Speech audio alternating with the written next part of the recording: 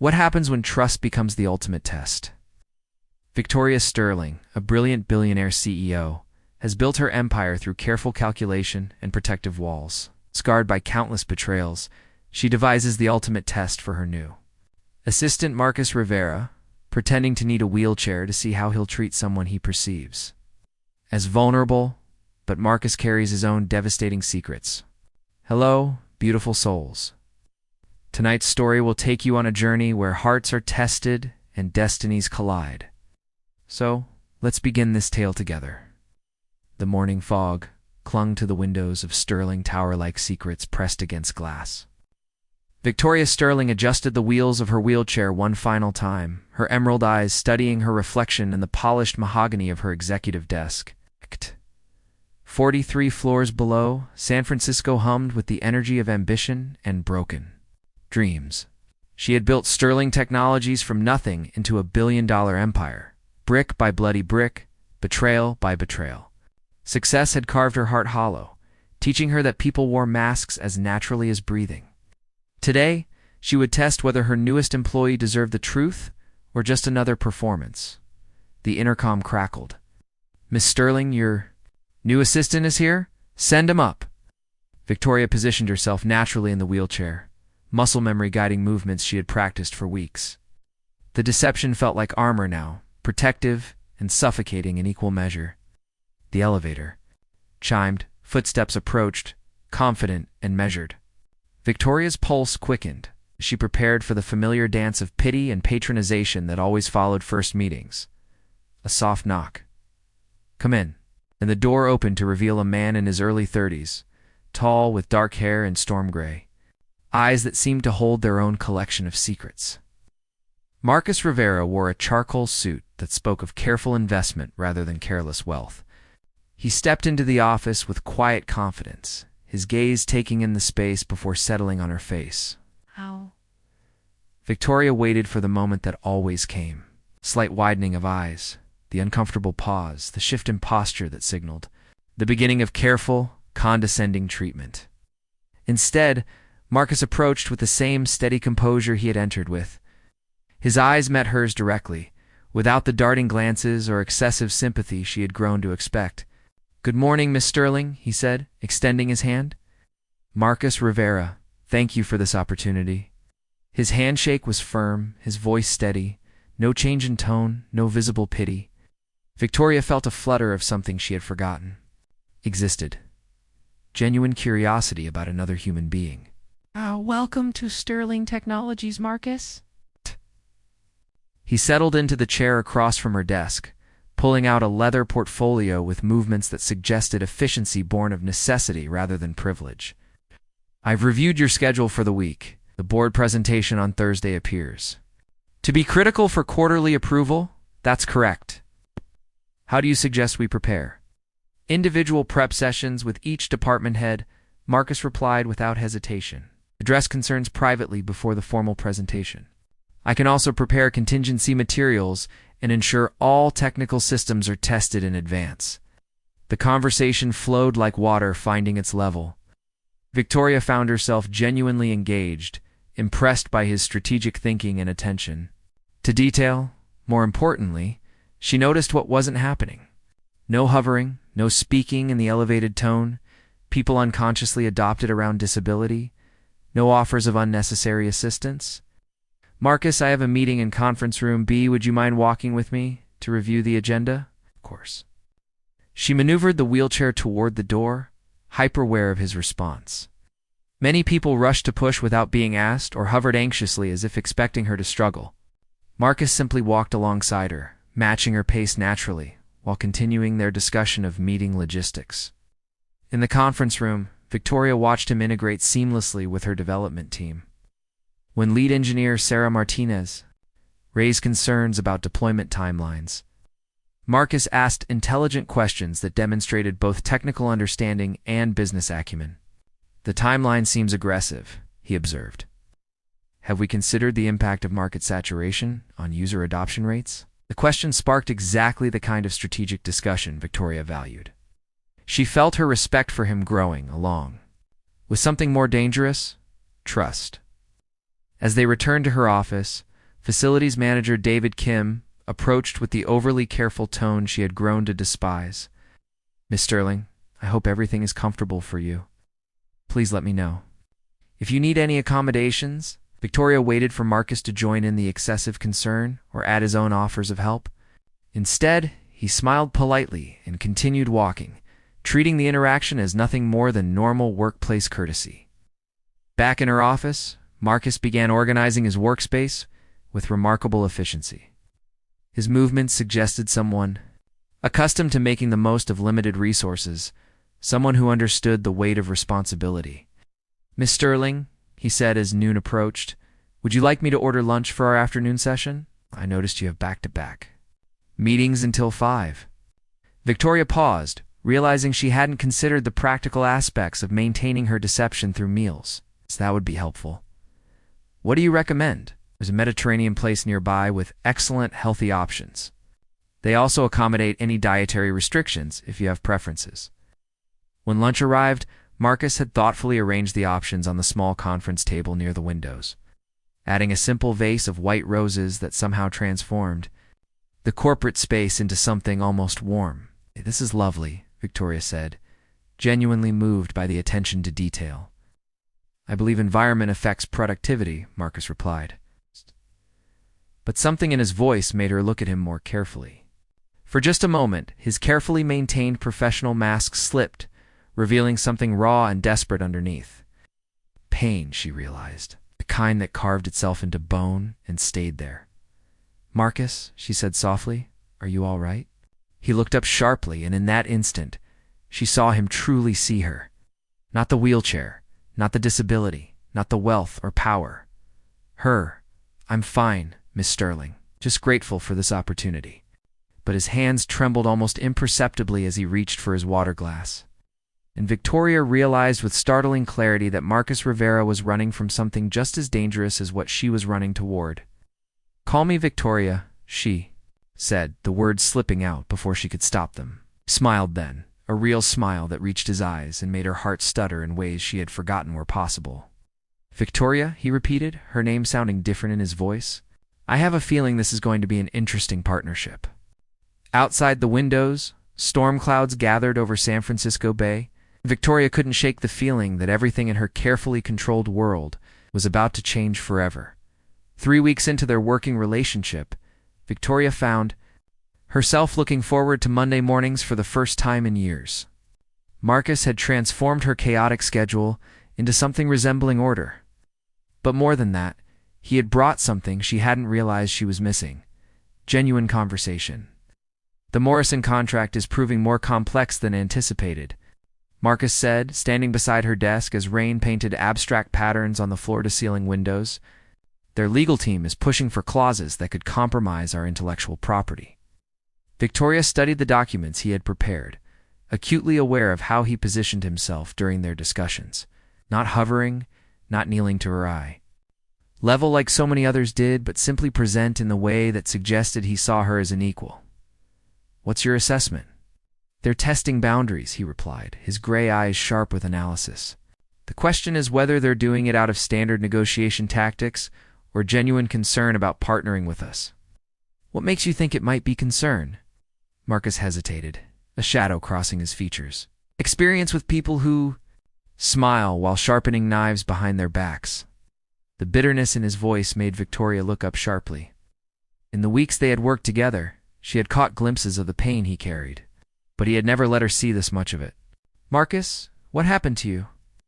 He turned toward the windows, his reflection ghostly in the rain-streaked glass. "Nothing that hasn't happened to 1,000 other people who trusted the wrong person." "That's not an answer. It's the only answer you're going to get." The finality in his voice should have been a warning, but Victoria felt drawn to the mystery of him like a moth to flame. She had spent so long surrounded by people who wanted something from her that his reluctance to share felt almost refreshing. That afternoon, they worked late preparing for the Morrison meeting. The office grew quiet around them as employees filtered out into the San Francisco twilight. Victoria found herself studying Marcus as he reviewed contracts, noting the way concentration furrowed his brow and how he unconsciously rubbed his left wrist when he was thinking. "You have a scar there," she said softly. Marcus froze, his hand stilling on his wrist. Old injury. What kind of injury leaves a scar like that? He looked at her then, really looked, and she saw something dangerous flicker in his eyes. The kind you get when someone you love decides you're worth more broken than whole. Ow. The words hung between them like a bridge neither was sure they should cross. Victoria felt her chest tighten with recognition. She knew that particular shade of betrayal, had worn it like a second skin for years. "I understand," she said quietly. "Do you?" Marcus stood abruptly, pacing to the windows. "Do you understand what it feels like to give someone everything, too? Trust them with parts of yourself you didn't even know existed, only to wake up one day and discover they've been documenting your every weakness to use against you?"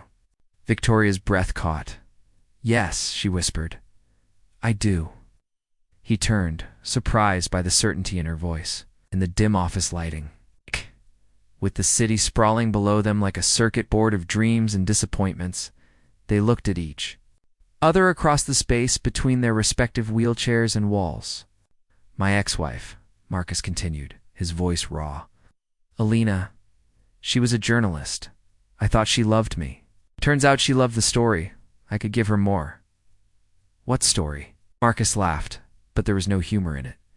"The story of how Marcus Rivera, son of immigrants, built a consulting firm from nothing, only to lose everything when his partner embezzled funds and left him holding the legal liability. The story of how desperation makes people do things they never thought they'd do." Victoria felt pieces clicking into place.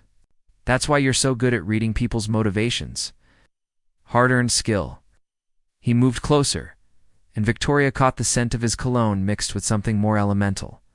"What about you, Victoria? What's your story?" For a moment she almost told him. The words gathered in her throat like birds preparing for flight. The truth about the wheelchair, about the test, about the loneliness that had carved her hollow. But years of caution held her tongue. "Some stories are better left unread," she said instead. Marcus smiled, but it didn't reach his eyes. "Fair enough. We all have our secrets." As if summoned by the word, Victoria's phone buzzed with a text from her private investigator. She glanced at it quickly, intending to dismiss it. But the words made her blood freeze.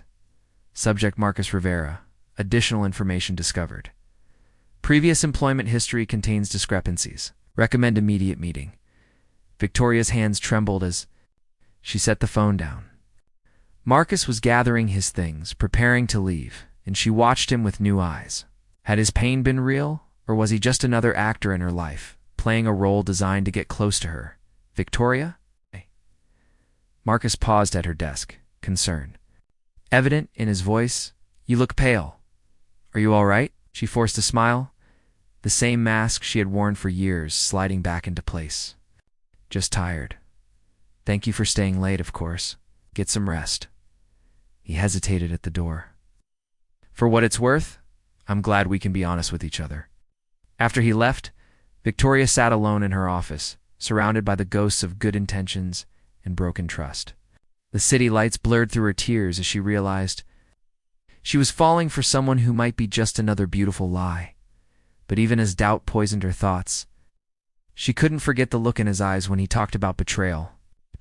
Kind of pain couldn't be faked, could it? Her phone buzzed again. Another message from the investigator. Information is time-sensitive.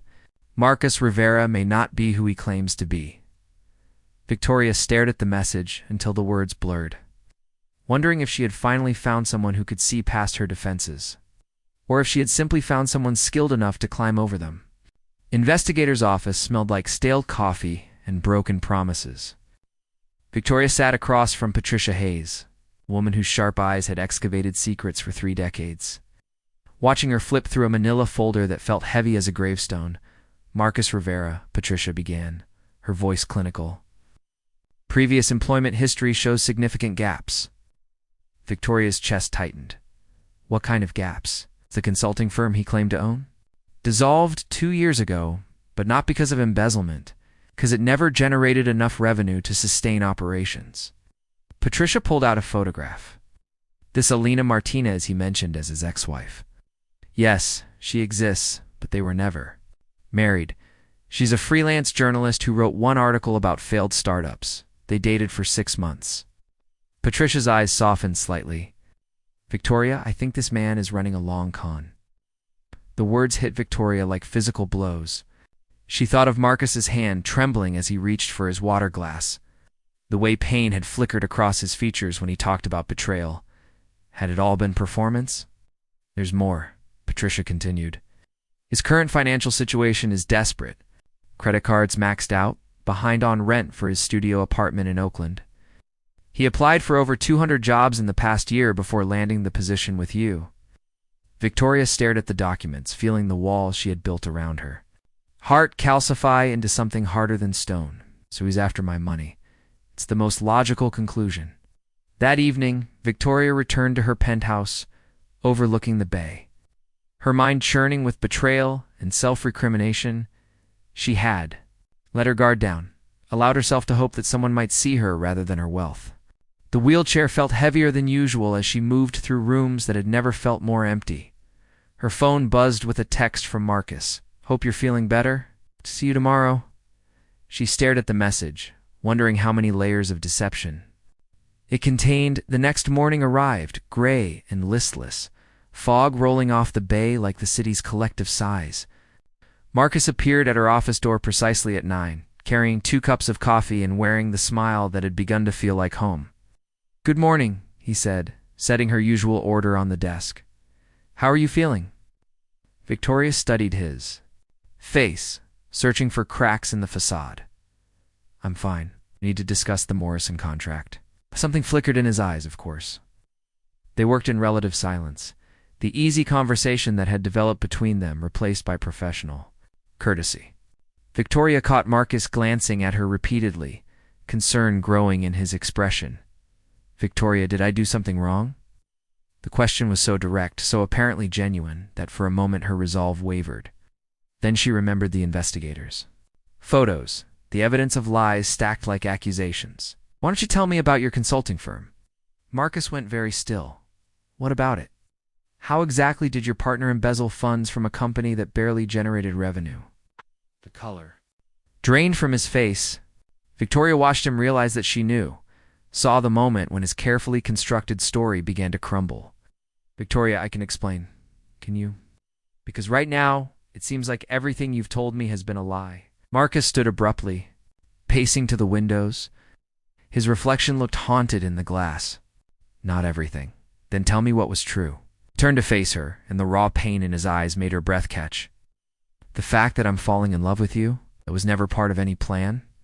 Victoria felt her heart stutter, but she forced.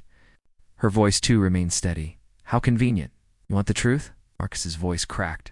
Fine, yes, I lied about the consulting firm. Yes, I'm broke. Yes, I applied for this job because I was desperate. He moved closer, his hands trembling. But I never expected you. Expected what?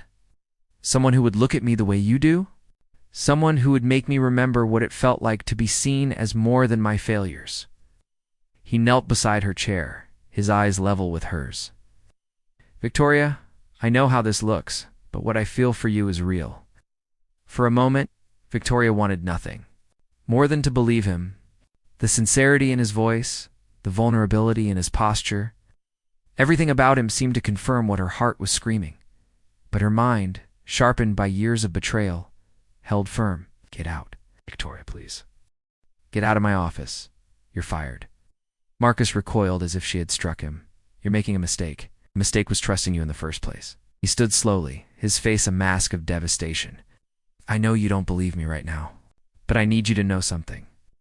These past weeks with you have been the most real thing in my life. Whatever happens, that won't change. After he left, Victoria sat alone in her office, surrounded by the silence that had once felt like protection, and now felt like a tomb. She had done the right thing, the smart thing. So why did it feel like she had just torn out her own heart? Her phone rang. Caller ID showed her board chairman's number. Victoria, we have a problem, came Thomas Morrison's voice. Our preliminary discussions with your team have been promising, but we've discovered some concerning information about Sterling Technologies. Victoria's blood chilled. What kind of information? Financial irregularities? Potential fraud in your quarterly reports? We're pulling out of negotiations immediately. The line went dead. Victoria stared at her phone, a terrible understanding beginning to dawn. Someone had fed Morrison false information about her company. Someone with access to her schedule, her meetings, her private business discussions. Someone who had just been fired and might have nothing left to lose. But as she reached for the phone to call building security, another possibility occurred too. Her. What if the person sabotaging her business wasn't Marcus Rivera? What if it was someone who knew she had discovered Marcus's lies and was counting on her predictable response? Victoria's hands shook as she realized she might have just played directly into someone else's game, and the man she had fallen for might have been the only person standing between her and complete destruction. Victoria's hands trembled as she scrolled through her company's financial records, searching for the irregularities Morrison had mentioned. 3 hours of investigation revealed the horrifying truth. Someone had been systematically doctoring her quarterly reports for months, creating phantom discrepancies that would surface during due diligence. The manipulation was sophisticated, requiring intimate knowledge of Sterling Technologies systems and access to high-level financial data. Victoria's stomach dropped as she realized the scope of the betrayal. Her office door opened without a knock. Patricia Hayes entered, her expression grim. "We need to talk," the investigator said, closing the door behind her. "If this is about Marcus, I already handled it. It's the problem. You handled the wrong person." Patricia set a new folder on Victoria's desk. Dug deeper into the financial sabotage. The digital footprints lead to someone with administrative access to your core systems. Victoria opened the folder, her blood turning to ice as she read. The evidence. Jennifer Martinez, a receptionist for 3 years. Also known as Alina Martinez, freelance journalist. Trisha's voice was flat. The same Alina that Marcus dated briefly 2 years ago. The pieces fell into place with sickening clarity. Jennifer, who had access to Victoria's calendar and could coordinate the timing of sensitive meetings. Jennifer, who could monitor phone calls and emails. Jennifer, who had been perfectly positioned to gather information for months. While maintaining the perfect facade of loyal employee, she's been feeding information to Morrison's competitors, Victoria whispered. But why involve Marcus? Patricia pulled out another document, because she needed a scapegoat. Wow. Someone with a questionable financial background who would naturally draw suspicion. When you discovered his lies about his employment history, she counted on you reacting exactly as you did. Victoria's chest constricted. I fired the one person who might have been genuine. Gets worse. Alina Martinez published an expose this morning about disability fraud in corporate America. She's claiming you've been faking your need for a wheelchair to manipulate public sympathy and secure government contracts. The world tilted sideways. Victoria gripped the arms of her wheelchair, the irony of her situation crashing over her like a tsunami. She'd been faking her disability, but not for the reasons Alina claimed. The deception had been about testing character, not exploiting sympathy. How could she know about the wheelchair? Security cameras. She's been documenting everything, waiting for the right moment to destroy you completely. Victoria's phone buzzed with notifications. Social media alerts, news mentions, her company's stock price plummeting in real time. Elena's story was spreading like wildfire, complete with secretly recorded videos showing Victoria standing and walking in her office. I have to find Marcus, Victoria said, pushing herself up from the wheelchair. If Elena's involved, he might be in danger. Patricia's eyes widened as Victoria stood. So the wheelchair really was ... test. A stupid, necessary test. Victoria grabbed her keys, her legs shaky from weeks of disuse. I need to get to Marcus before Alina realizes he could expose her. The drive to Oakland felt eternal. Victoria's legs cramped from the unfamiliar sensation of operating pedals, but she pushed through the discomfort. Marcus's apartment building was a converted warehouse in an industrial district. All exposed brick and artistic pretensions hiding economic desperation. She found him on the roof garden, sitting on a concrete ledge overlooking the bay. The wind whipped his dark hair as he stared at the city skyline, and Victoria's heart clenched at the defeat in his posture. Marcus. He turned, shock replacing resignation as he saw her standing, Victoria? How did you... ... I know about Elena, about everything, about everything. She moved closer, noting how he instinctively reached out as if to steady her, then stopped. Himself. I'm sorry. I should have trusted you. You're walking. It's complicated. Victoria sat beside him on the ledge, her legs grateful for the rest. The wheelchair was a test. I wanted to see how people would treat me when they thought I was vulnerable. Marcus stared at her. You've been lying to me this entire time. Yes, and you fired me for lying to you. Yes, Jesus, Victoria. He laughed, but it sounded broken. We're both disasters, aren't we? The worst kind. She studied his profile against the setting sun. Marcus, I need you to know that what I feel for you is real. Whatever else was fake, that wasn't. He turned to look at her then, and she saw her own feelings reflected in his eyes. Alina called me this morning, said she was going to destroy you unless I helped her get access to your personal files. Victoria's blood chilled. What did you... Tell her I told her to go to hell? Marcus's jaw tightened. Then I tried to warn you, but you'd already blocked my number. She's published the story about the wheelchair. My company's stock is crashing. I'm sorry. This is my fault. If I hadn't lied about my background, you wouldn't have been suspicious. Alina wouldn't have had an opening. Victoria reached for his hand, intertwining their fingers. We both made choices. The question is, what we do now. Marcus squeezed her hand. What can we do? She has recordings, photographs. Even if we expose her sabotage, the damage to your reputation might be irreversible. Maybe, but Alina made one mistake. That. Victoria stood, pulling Marcus to his feet. She underestimated what two people with nothing left to lose might be willing to do to each other. As the sun disappeared behind the San Francisco skyline, painting the bay in shades of gold and crimson, Victoria felt something shift inside her. The careful walls she had built around her heart crumbled, replaced by something far more dangerous: trust. Are you ready to fight back? She asked.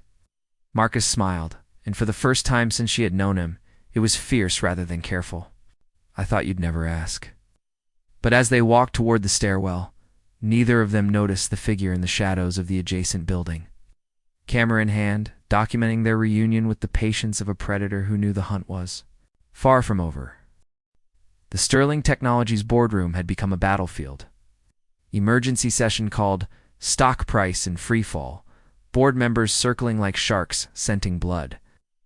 Victoria sat at the head of the polished table, no longer hiding behind the wheelchair, facing 12 faces that ranged from disappointed to openly hostile.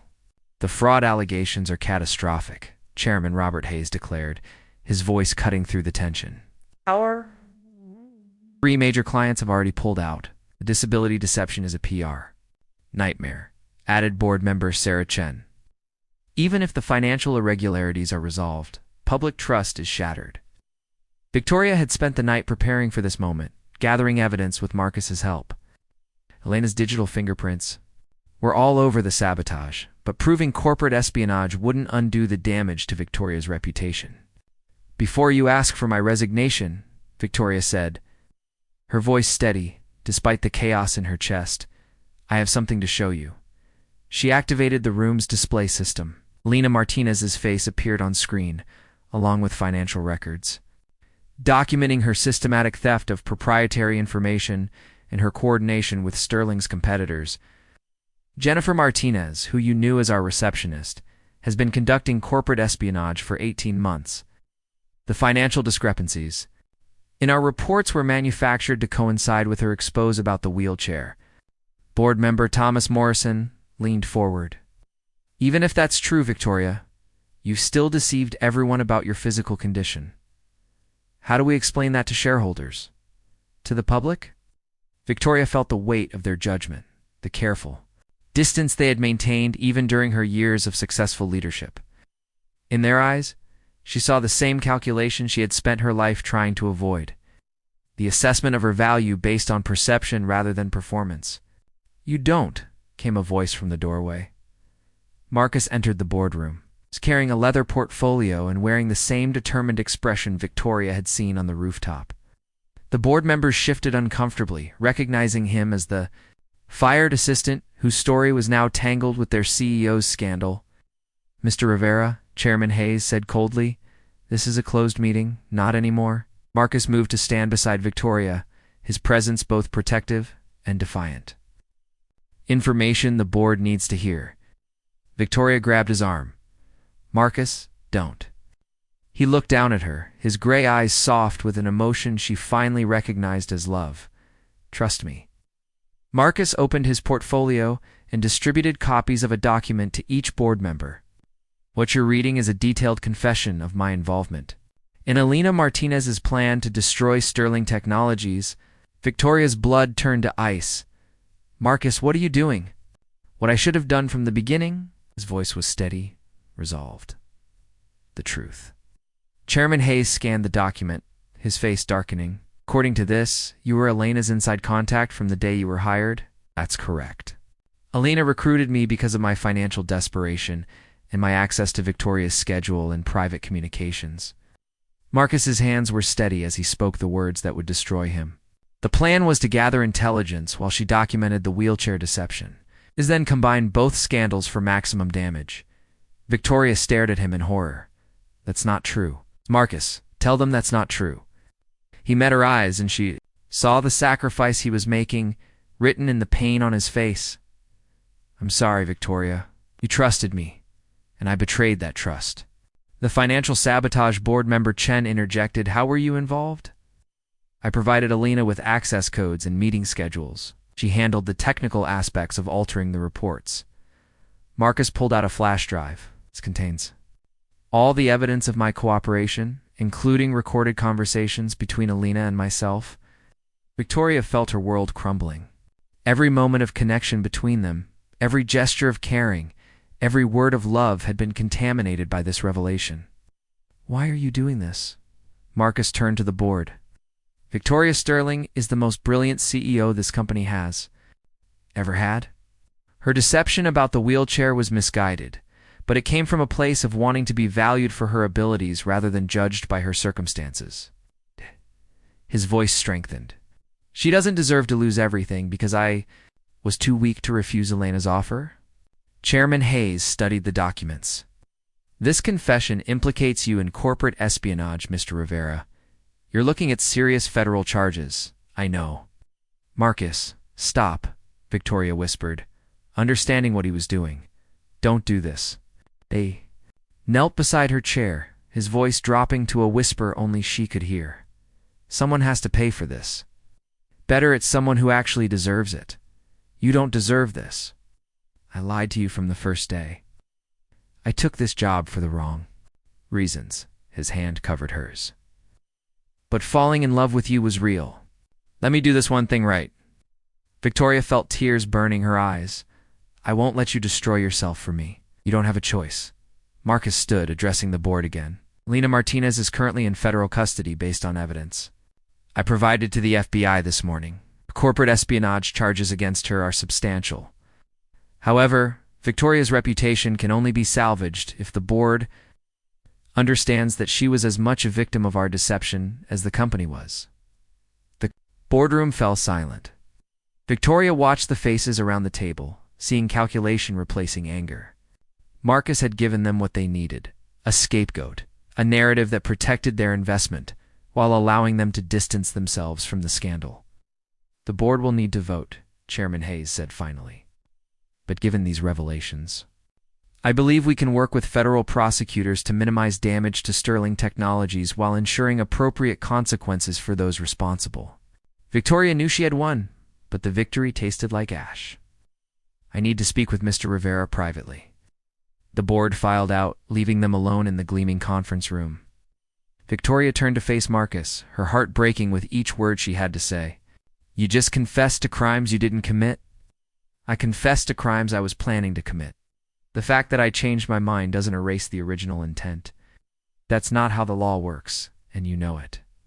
Marcus smiled sadly. "Maybe not, but it's how love works."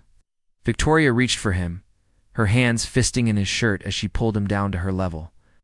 "I can't lose you, not when I've just found you. You're not losing me." You're saving your company, your reputation, your future. His thumb brushed away her tears. That's worth more than whatever happens to me. Not to me. Then remember this. He kissed her forehead, the gesture achingly gentle. Remember that someone loved you enough to choose your happiness over their own freedom? The FBI agents arrived an hour later. Victoria watched from her office window as they escorted Marcus from the building in handcuffs, his head held high with a dignity that made her chest ache. Elena Martinez was already in custody, her carefully orchestrated plan unraveling as federal investigators traced the full scope of her. Corporate espionage. The news cycle moved on with characteristic ruthlessness. Within a week, Sterling Technologies stock had recovered as investors focused on the company's strong fundamentals rather than the personal scandal. The wheelchair deception became a footnote, overshadowed by the more dramatic story of corporate espionage and personal betrayal. Victoria threw herself into rebuilding, using the crisis as an opportunity to strengthen her company's security and governance. But every morning when she arrived at the office, every evening when she left, she felt the absence of the one person who had seen through all her defenses to the woman underneath. 6 months later, she sat in her office reviewing quarterly reports when her assistant brought news that made her heart stop. Miss Sterling, Marcus Rivera's attorney, is on line 1. Something about new evidence in his case. Victoria's hand trembled as she picked up the phone. The conversation was brief, clinical, but the words sent her racing to the federal courthouse. Downtown, Elena Martinez had finally agreed to testify about Marcus's actual role in the conspiracy in exchange for a reduced sentence. Her testimony revealed what Victoria had known all along. Marcus had refused to participate in the sabotage from the moment. He realized his feelings for Victoria were real.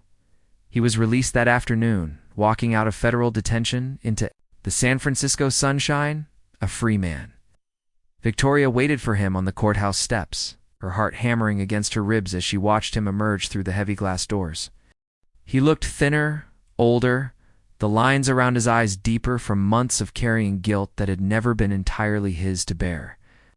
But when he saw her, the smile that spread across his face was the same one that had made her believe in the possibility of being truly seen.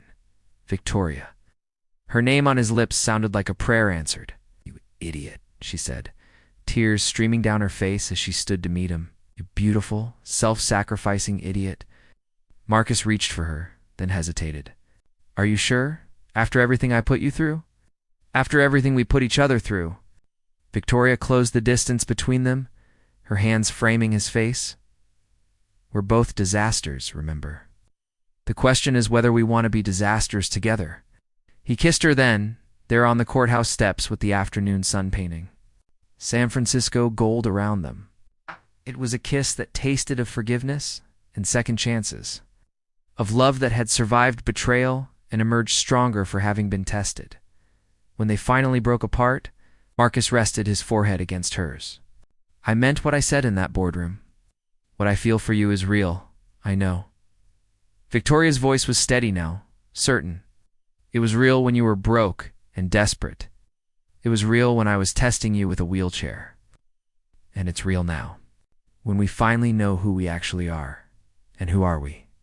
Victoria smiled, taking his hand as they walked down the courthouse steps toward a future neither of them could have imagined. Two people who learned that the best lies are the ones we tell ourselves about not deserving love. The city stretched out before them, full of possibilities and new beginnings. Behind them, the courthouse stood as a monument to justice and second chances. And between them, in the space where secrets used to live, grew something far more dangerous, and infinitely more valuable than either deception or wealth. Truth. Marcus squeezed her hand as they reached the street. "So what happens now?" Victoria looked at him, this man who had been willing to sacrifice his freedom for her reputation, who had seen past her defenses to the vulnerable woman underneath, who had loved her enough to tell the hardest truths. She said, "We stop running from who we are and start running toward who we could be together." The fog was beginning to roll in from the bay, but for the first time in years, Victoria wasn't afraid of what it might be hiding. Some storms, she had learned, cleared the air for sunshine, and some love stories began, not with perfect people finding each other, but with broken people choosing to heal together. The end.